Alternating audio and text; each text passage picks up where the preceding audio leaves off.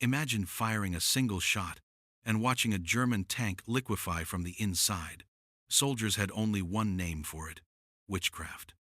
The shell arrives on the battlefield. September 17th, 1944, near the village of Giel, Belgium. A cold mist hangs low over the fields as British Sergeant William Hargreaves of the 1st Battalion, Gordon Highlanders, wipes the condensation from his Nober 68 radio set. The rumble of distant armor rolls through the fog, deep, metallic, unmistakably German. He whispers, "Panzers, they're coming straight through the orchard." Down the line, crouched behind a camouflaged British 6-pounder anti-tank gun, Gunner Harold Harry Mowbray checks the breech one more time.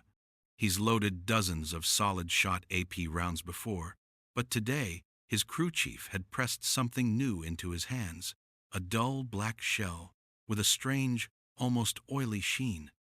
A note had been scribbled on the crate. APDS, do not waste. Harry didn't understand the physics. Few frontline troops did, but the ordnance officer's final warning before sending them forward still echoed in his ears. This one doesn't punch through armor. It erases it. The fog begins to tremble as a Panther tank growls into view, its long 75mm KWK-42 gun scanning for threats. Its commander, Oberleutnant Gerd Neumann, stands half-exposed from the cupola, confident and calm. The Panther's 80mm glacis plate had shrugged off countless Allied shells. He expects the same today. Harry steadies his aim. A heartbeat, a breath, a squeeze of the trigger. Crack. The new shell screams from the barrel with a velocity none of the crew have ever felt. It's gone before Harry even registers the recoil. At the same moment, Neumann watches a blur slice through the fog, a thin, needle-like dart trailing sparks. He ducks, but too late. The projectile strikes the Panther's armor plate, and instead of bouncing, shattering, or leaving a neat penetration mark, the armor ripples. It softens. It opens. A jet of incandescent metal bursts into the fighting compartment, like someone kicked open the gates of a furnace. The crew has no time to scream. The shell doesn't just penetrate, it melts its way through the hull, as if the 45-ton German machine were nothing more than warm wax. From Harry's position, the effect is just as shocking. Instead of the usual clang, sparks, or ricochet, the Panther folds inward as if a giant invisible fist crushed its chest plate. "Bloody hell," Harry mutters, stepping back in disbelief. His crew chief exhales slowly. "APDS," he says. "They said it was witchcraft. Looks like they were right. The hidden science behind the witchcraft shell. This new ammunition, the British armor-piercing discarding sabot, APDS round, had quietly entered the battlefield only weeks earlier. And unlike traditional solid-shot projectiles, it wasn't really a shell at all, but a tungsten carbide dart surrounded by a lightweight carrier sabot.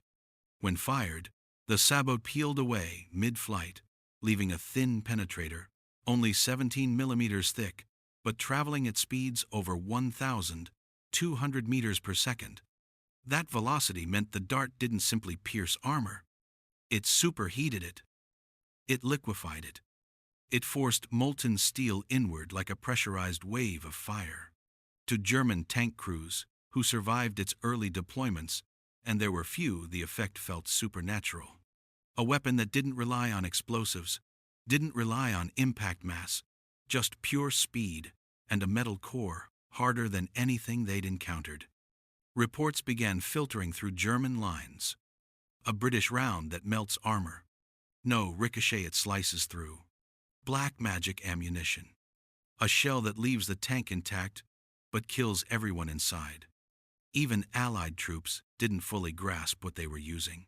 Most only knew its nickname, the witchcraft round, the first battlefield shockwave.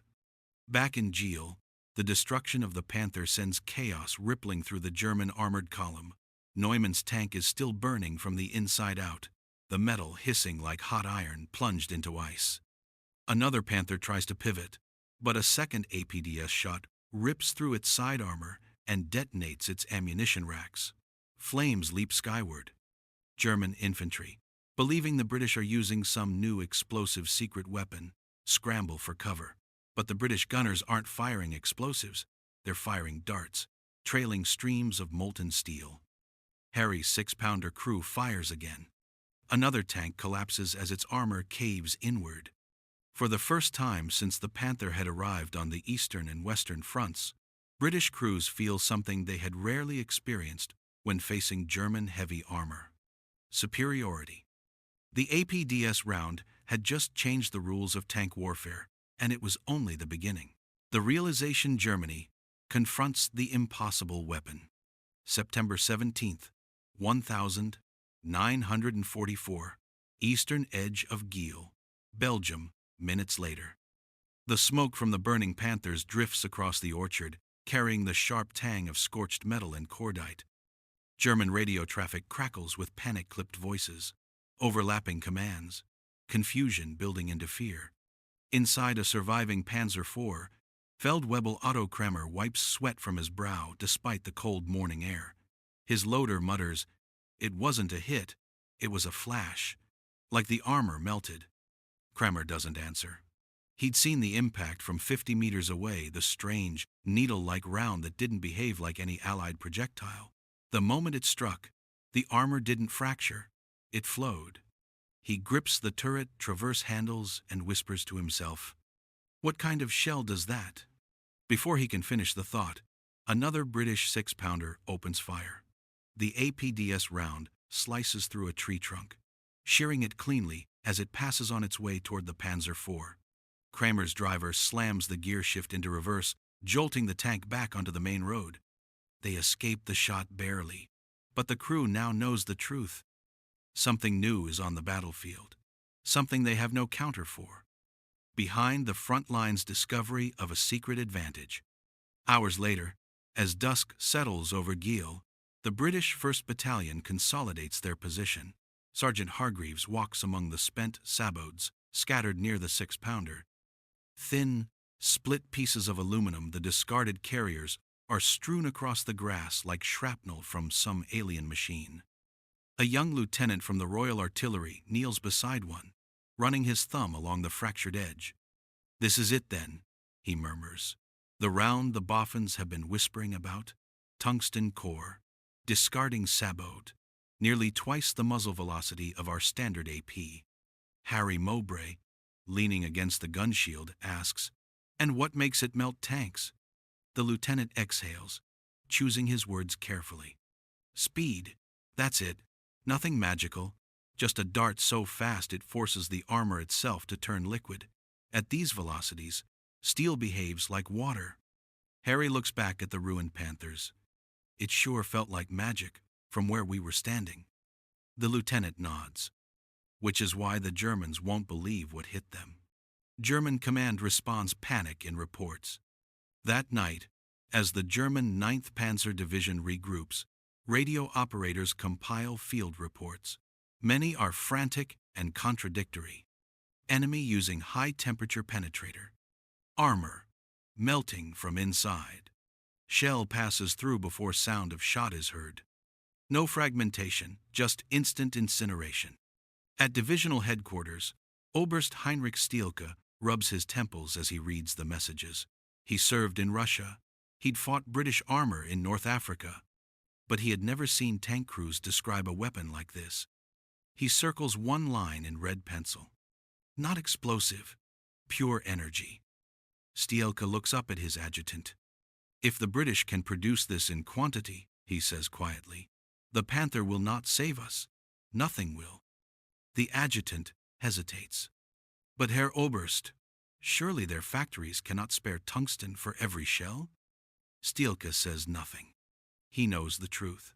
Germany itself is starved for tungsten. The Allied blockade and loss of European mines had crippled their own APCR, armor-piercing composite rigid, production. The British, however, had been preparing. Inside a British workshop, the technology behind the terror. Meanwhile, 250 miles away in a secure ordnance workshop near Norwich, engineers continue refining the APDS round. The process is delicate. Tungsten carbide rods, machined with microscopic precision. Aluminum sabots, designed to peel away like flower petals under extreme pressure. Custom propellant mixes pushing muzzle velocities past anything previously fired from a 6-pounder. An elderly engineer, named Dr. Reginald Morgan, watches a test firing as the sabot separates perfectly at the 20-meter mark. He adjusts his spectacles and scribbles a quick note. Penetrator flight stable, velocity within acceptable range, lethality exceptional. He knows the weapon's effectiveness. But what he does not know, what no one on the British home front yet realizes, is how profoundly this invention will alter tank warfare. For decades, militaries believed armor thickness was the path to invincibility. Now, with one tungsten dart, that doctrine is evaporating. Back to the battlefield, the turning point. As night deepens in Geel, Harry's crew huddles around a small fire, the glow reflecting off the steel skin of their 6-pounder. Their nerves are still raw, adrenaline still sharp. Harry breaks the silence. You ever think we'd see the day a British gun scared them? His loader chuckles darkly. About bloody time. But their commander, Corporal Lennox, stares toward the distant tree line, where the shattered panthers sit like tombs. Don't celebrate too fast, he says. They'll figure out we've got something new, and when they do, they'll come back meaner. He's right. Word of this witchcraft shell is already spreading through German intelligence channels. Within days, commanders will issue orders to adapt tactics, reinforce armor angles, and avoid exposed engagements with British AT guns. But none of that will change the truth. A new age of tank killing has begun, and the Germans have nothing like it. The battlefield has shifted quietly, violently, and forever.